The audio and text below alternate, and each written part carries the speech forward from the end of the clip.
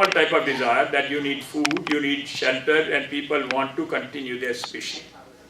Progeny, which you call as, These are universal or basic needs and are considered as no desires. We should not really call them desires also. I mean, it's a natural thing, you want to exist, so it's not a desire. Now, desire for liberation is another very unique desire which very few individuals have. That desire for freedom, for everlasting happiness. There is a desire which is that freedom, desire for that one is very, very few individuals go after it. And that is where you really call it is also a non-binding desire, unique, which is with very few individuals, and some of you are sitting here. Those individuals who have desire for psychological freedom. Binding desires are really connected with your ego. These are the wants above and beyond our basic needs. You get food, food, some nourishing food is fine, but people say, no, I have to have this special cuisine, this kind of food, Italian cuisine, I want French cuisine and all that. Those are the desires about which you keep on thinking. Oh, I have got to go to this restaurant, Or it could be something else. I have to get this kind of house. I have to get this kind of car. I want my children to do this and that. All those are unnatural desires, you can call it. And they are egocentric desires, and they bind you. Because you keep on thinking about it all the time. You never keep on thinking that you have to take your normal food, But you keep on thinking if you say that I have to have that Italian food. 2 weeks from now, we'll go as a family and go to that restaurant. You'll keep on thinking about it. You'll keep on planning about it. And that creates an imprint in your mind. Only humans are victim of binding desires, by the way. I say victim. They are the ones who are slaves of binding desires. These desires lead us to action and then to bondage. We'll talk about these now. Desires are intimately connected with what you call as attachment and its opposite, which is aversion. They are very much connected. You can say they are like same. Just to really define attachment is known as directional love. There is a love which you call a universal love. Like a fragrance of a flower, goes in all the direction. It is universal. It really does not differentiate whether there is a saint standing there or a sinner. It gives fragrance to both. And universal love means you love all. Whether it's a saint or a sinner or your enemy or a person who hurts you. You love them. Everyone you love. But the attachment is the one which you call as directional love. Or you can call it vectored love. That is what that is. I like this particular individual. Things are being you want to be associated with, and it is psychological dependency or bondage. That without it, I'll be unhappy. If I have it, I'll be happy. If my children visit me, I am happy. If they don't visit me, I am unhappy. If my child is obedient, I am happy. If the child is not obedient, I am unhappy. What has got your happiness to do with the obedience of the child? Ask this question. Your happiness yourself. If child is not obedient, do something, do some discipline and all that, give him some small punishment. Ask him to sit in the corner or somewhere. Aversion or hate, which you can call it, things are being you want to avoid, not associate with, and they also cause bondage. Both of these cause serious bondage because you keep on thinking about it all the time and create a mental impression. Aversion is the outcome of attachment. If you don't have attachment, you will not have aversion. You love everyone, so there is no question of hating anyone. Universal love. You don't know the meaning of hate also. That is where you become a saint. The saint is one who does not know the meaning of hate. They just wonder why people hate. They ask people, they say, yeah, this person hates. They don't know why person hates. They can't figure out. I'm talking about real saints, not the fake saints, not some people who are giving big talks. Attachment and aversion need to be neutralized to achieve the peace and equanimity of mind, and that is the focus of Karma Yoga. That this which we are talking about, the yoga of action, is to really free you from attachments and aversions. Well, let's continue. And these also, by the way, are root cause of our tendencies. Because when you keep on really thinking about something, it creates a tendency. Egocentric desire comes, and that desire will lead to some action. That action will really lead you to a mental impression. Both the things have to be there. Desire and action combine and create a mental imprint. It's like etched your mind, rubs your mind, creates a groove in your mind. And then what happens is that creates a mental tendency that you tend to do the same thing over and over, and it becomes a habit. Then what happens is these impression tendencies, they bind you. All tendencies are created by impressions or imprints, which in Sanskrit you call it samskaras. Present at the subconscious level, they remain with you. They may be hidden, but when the situation comes, they just come out. They bind us, take away our freedom to think. The meaning of bondage is that it takes away a chunk of your freedom to think what you want to think. During that time, it disturbs you. Every egocentric thought, maybe followed by an action, leaves a latent impression in our mind. This is working well. Okay, very good. With repeated thought, the impression becomes deeper. As you keep on thinking over and over and over, that impression becomes deeper. A person says, I am missing you, I am missing you, I am missing you. That will keep on becoming deeper and deeper. And then you really become very unhappy when that person doesn't call you. Person becomes unhappy. Creates serious tendencies, creates bondage, and becomes the cause of our future actions. Tendencies form our character. How ingrained are these tendencies? It depends on how long you have been thinking about it, the quality, time, and egocentric thought. It depends on that one.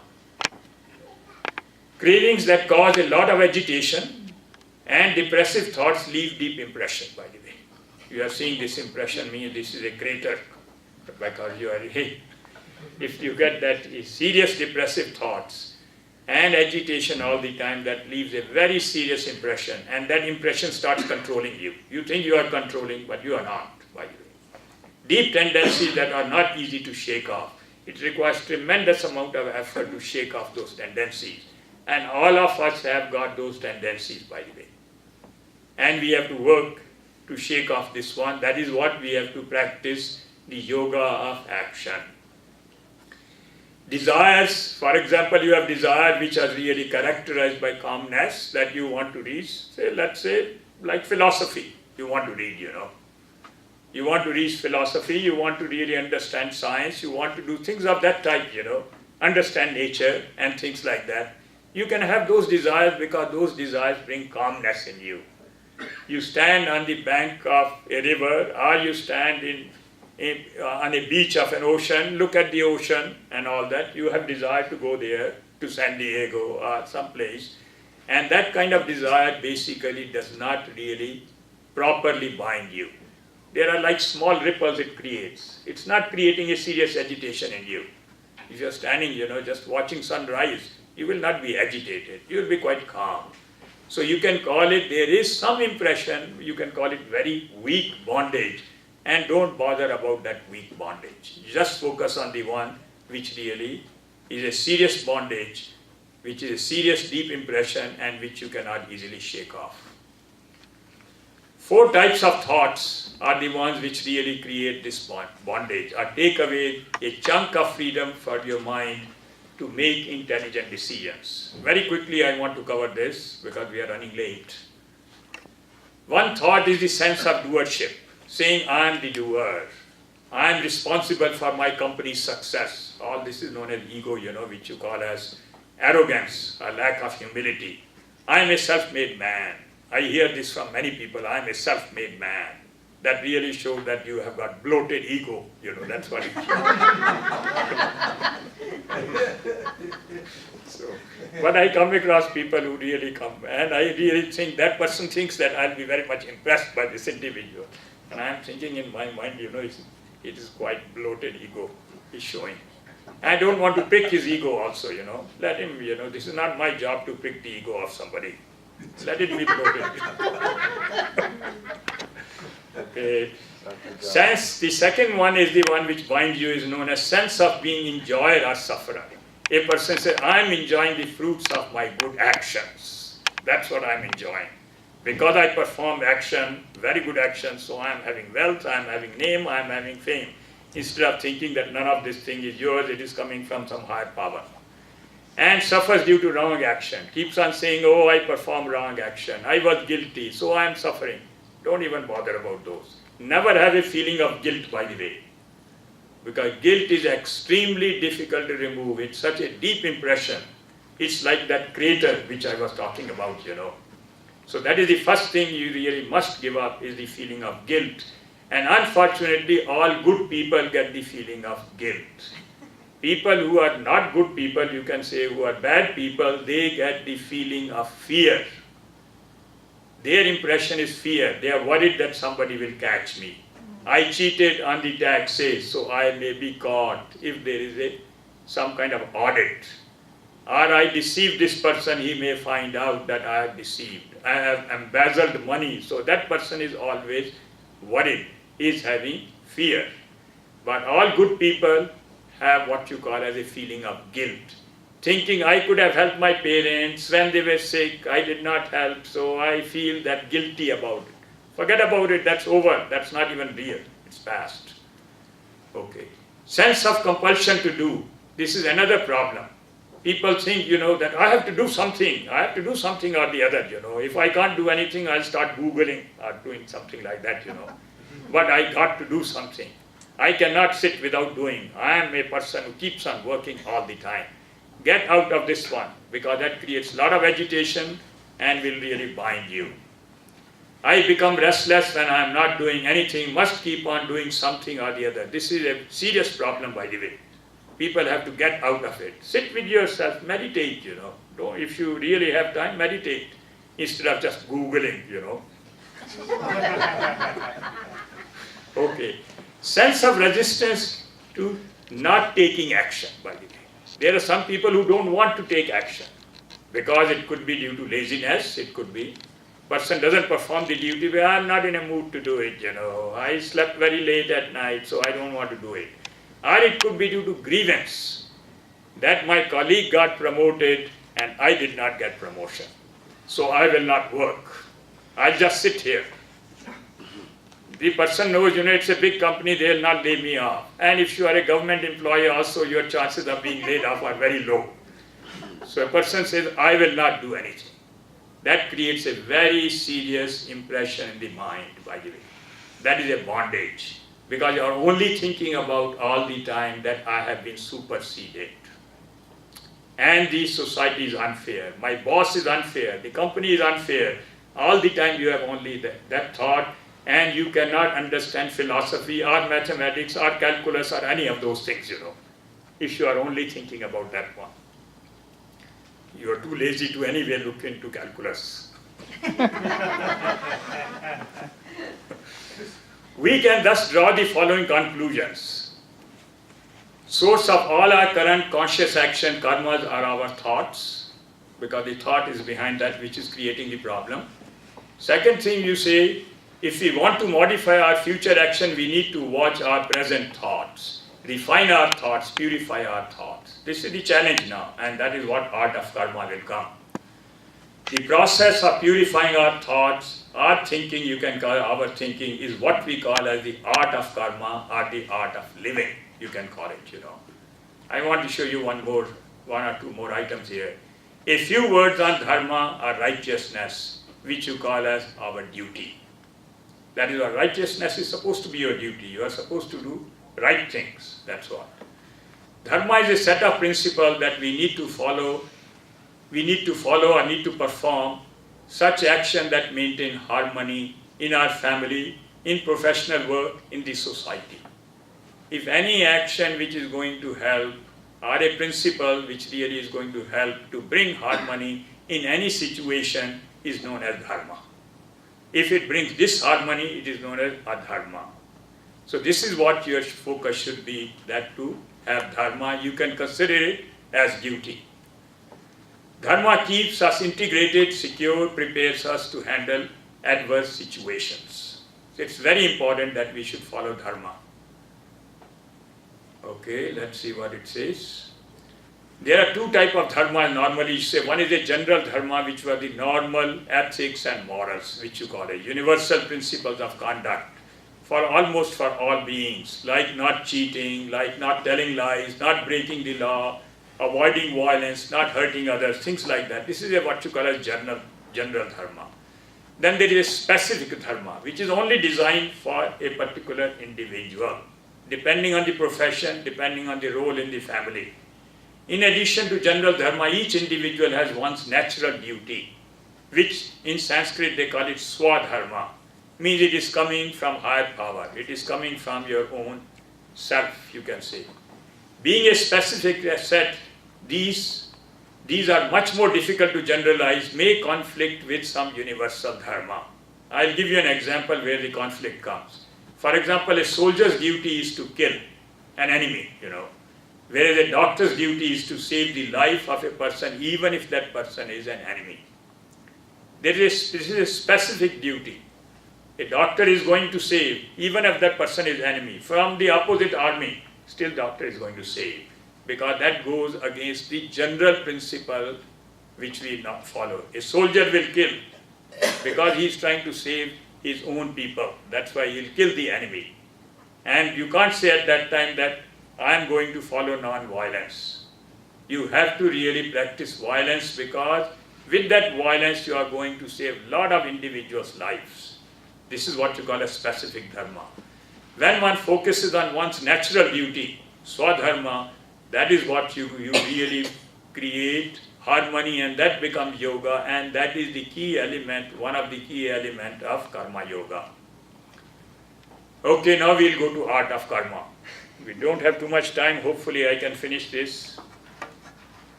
Half an hour we have got. As we move into the art of karma, let's ask this question: can we perform an action that does not create worry, does not create greed, does not create arrogance, vanity, which I am saying here, and therefore does not create any bondage? If it does not create any of these things, it will have no bondage at all. The answer is, of course, yes, we can, but it requires a special skill, requires dexterity, it requires nimbleness. Requires a very special skill of how to really do that karma. And you have to really have very good understanding for that. Such a skill in action is known as the art of karma. That you have to develop that skill. And I am just quoting one verse from Bhagavad Gita which says, Yoga karmasu kaushalam. Skill in action is yoga. And you have to really learn, and Bhagavad Gita talks chapters after chapters about that skill in action. The art of harnessing our motive power. We have motive power we want to harness. When combined with the science of karma, which you call it, which we have understood the science, which you call it knowledge power, is known as karma yoga. So you have to really learn the science and then really start practicing it. And let's see, it's like learning the theory and then practicing it requires deep understanding and skillful action. A prerequisite for karma yoga is that one must adhere to the principle of dharma or righteousness. You can't say that I am going to cheat people or I'll rob people and then I'll do karma yoga. No, it's not possible. It is already assumed that you are already very ethical and very moral, and then you are ready to perform this action or have that nimbleness in your action. The first step, let's see what is the first step. The first step in the art of karma is not to focus on egocentric result. The result which comes to me, not to focus on that. Like you are doing a job, that the result is, you can say, which comes to you is the salary, name, fame. Don't focus on that one while performing your job. This is what is the first element, and a very important element. That's why I call it the first step. The focus of an action karma can be directed at either of the following outcomes. You have a choice, either on yourself, which you call it. For personal gain, you can have that focus. Self or egocentric goal includes wealth, name, fame. Most people pursue this goal, by the way. They are doing a job with this goal, thinking about it, that how can I have more wealth, how can I have name, how can I have fame. That means I am really focused on my own ego. And we get bound because we keep on thinking about it. When will I get promotion? When will I become famous? When will I have more money? All the time you keep on thinking about it, and it really creates a bondage. Or the other possibility is that for the benefit of many, I can perform an action which is going to really help many, which is the real purpose, you can say purpose, which the word for that one is prayojana, benefit of totality, benefit of whole. It doesn't mean you can benefit everyone, but you can say I can benefit a small group of society by my action, or it could be for a larger group also. Depends on the kind of action and depends on what kind of profession you are involved in. It is not egocentric, it is for larger good of the society. Just to give you an example, an engineer is constructing a bridge. The personal gain is salary, name and fame. The real purpose of this one is, motive is behind this one is to reduce the commuting time of the people who are really going and working on the other side of the river. That is the real purpose. So your focus should be on that one. If the focus is thinking about it, that by building this bridge, I will get promotion, then it will create a bondage. It will bind you. But if your focus is that I have to build this bridge so that the commuting time of others gets reduced. It is this shift in focus behind the action that transforms karma into karma yoga. That your action now has become yoga. From self-centered focus to selfless motive are your natural duty. Any job which you get, you are hired only to perform an action which is going to help the society. The job is not given to you to help your own self. Nobody gives you the job saying that I am giving the job because you can get salary. That's not the purpose, There is a purpose which is for the larger good of the society. Thus, the first step in the art of action is entirely focusing on action and the purpose of that action for the larger good. That is the first step. Very powerful step. If you can really do this first step, you are already 50% karma yogi. When you do so, you live in the now because your focus is in the now, your work.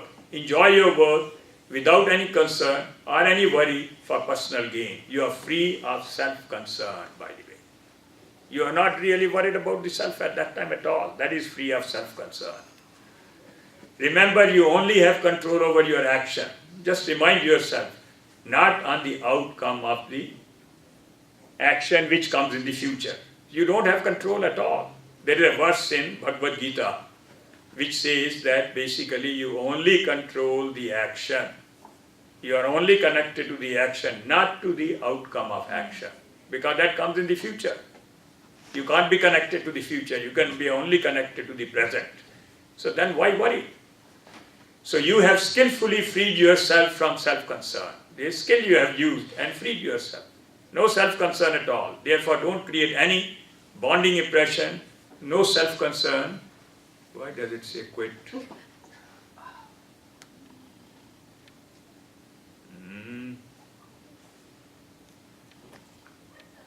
Whatever is happening, I can't figure out now. It's checking some updates, says. Okay, we'll continue anyway. Sure. So you have no self-concern, means you have no bondage. Whenever you do not have self-concern, you have no bondage. This is what is known as skill in action.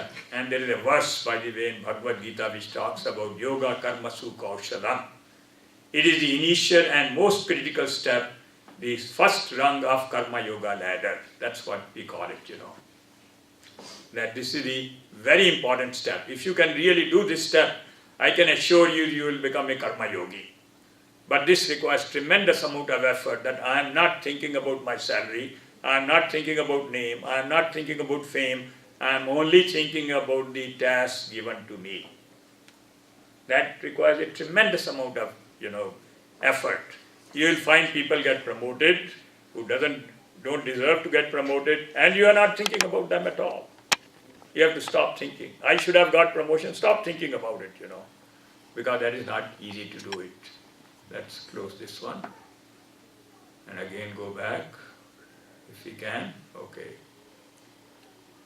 The next step, I'm going to talk. The next step is to go beyond dropping the self-concern. You have gone one more step. First you got rid of the self-concern. because you are not really looking at what am I going to gain. Now drop the self-interest also. That drop even the desire for self-gain also. Drop the desire for self-gain now. Self-interest and self-concern are the two focal points of ego. Ego has got these two elements, by the way. They concretize their ego. They keep on strengthening your ego, if you are self-concerned and if you have self-interest. With this step, you have dismantled both. These two key steps, you have really basically become almost a karma yogi. So you have to really look at it. First is that do I have self-concern about the outcome? The second is, do I have the desire for outcome? Drop both. It's not very difficult to understand. Not easy to practice. I didn't say it's easy. Okay. Is it possible to live without desire for self-gain? A person asks this question, how can I really live without desire for self-gain? How can I do that? The answer is, of course, you do live. Most people think it is not, but have we tried? I can tell you, don't we live comfortably between two desires? Between the two desires, you get desire now, you get desire after 2 hours. In between, you are very calm. You are very comfortable. You are enjoying life, by the way. If desire doesn't hit you, you are very calm, very comfortable. Let's see what happens. As the desire hits the mind, the stress level, agitation starts jumping. It is like a lie detector. Lie detector, if you see, hardly anything is moving. As soon as you tell a lie, it jumps. That needle jumps. Same thing is with seismograph or seismograph. The needle jumps when there is an earthquake. And this happens because along with the desire, fear comes. It's a very strange thing that desire is never without the fear. They are two sides of the same coin. Let me show you what happens with this one. It should be moving. This is the earthquake. Seismograph. You can see it's moving very calmly, that no desire, and no desire has hit you, No, a very strong desire has hit you now. Now no desire, no problem at all. Again desire hits you. This is what it is really happening to us. You are trying to do your work in the office, you are very calm, trying to solve the problem, and suddenly a desire hits you, that I need to get that car, You will get very much agitated. Your fingers will stop working, you will stop typing, by the way. For 5 or 10 minutes, nothing is happening. Then you remind, oh my God, I have to finish the work also, let me go back to work. This is what is happening. So you want to really live without the desire for self-gain. Okay? Fear of what? Why the fear comes? There is always a fear of not fulfilling the desires. You always have that fear. Even when the desire is fulfilled, there is a fear of losing what one already has gained. I'll give you 2 examples here. You bought a new car. You are having a fear it may get scratched. You are worried about it. And the insurance may go up. And I try to give the example, if you watch people who are having very expensive sports car, they are so much worried about the scratch that you cannot imagine. In a parking lot, they'll park in 2 spots. Any famous car, if you see expensive car, whether it's Ferrari, Lamborghini or any, I watch those things in the parking lot, and they will come and park like this, including Corvette, which is probably not as expensive. It costs like 70,000 or so. But all of those people will park on 2 spots. Is it ethical to do it? It's not ethical, but they are worried about, there can be a scratch or somebody will open the door and there'll be a small dent and that will cost me $2,000 to repair it. So they are not able. The other thing is this, you will find a person really gets a better job. Great feeling, but he always has a fear, will I succeed in that job? It's a new job. You always have a very big risk. Whenever you take a job, you have a very big risk. And a person has a feeling, I may lose that job. Suppose I am not able to succeed, I am not able to perform. So basically, any desire is connected with fear. Okay? By fulfilling some of the desires, can a person be contented? The answer is no. It's a pipe dream. Pipe means people used to smoke at that time, they used to dream marijuana or something like that, when they're smoking. They are dreaming of all sorts of things. Each desire, when fulfilled, creates multiple desires, like a nuclear chain reaction. If you win in Las Vegas, you will put more money into gambling. By the way. It is bound to happen. You may find some exception, who will really just win the money and come back. No. You keep on playing more and more and more until you lose everything which you had brought. Will a person who possesses everything on this earth is fully satisfied? A person has got everything. No, he now wants real estate in the moon and Mars. Suppose you really own this earth. You think you are satisfied? You are not. I'll give you one example of a person. Dennis Tito, you might have heard about him, had an ambition to go to International Space Station. He spent $20 million and went to Russia, took a trip on Soyuz. Russia uses Soyuz. That's what is being used now for International Space Station because the space shuttle has been retired in this country. So he goes there, he got a very good deal for $20 million. He is a real estate developer, And he stayed there for 8 days. And is he fully satisfied? Go and ask him. You will find out how satisfied he is, He is in quite a miserable condition. You can just find out about him. Because that desire, at that time he felt very elated, He said it was such a great experience. Looking at Earth, that blue planet, I'm looking at that one, Not after coming back. Now he has got many more desires. And he is not able to fulfill. Maybe he'll go to Mars. And I can tell you if he goes to Mars, he will not come back.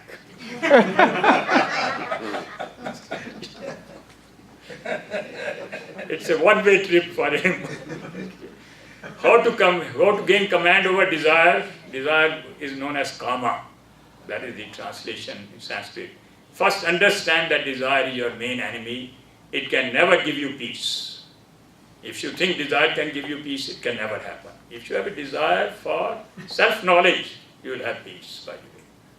If you have a desire to perform your duty, that is not a binding desire, it will give you peace. But if you have desire for wealth, name, fame, and all,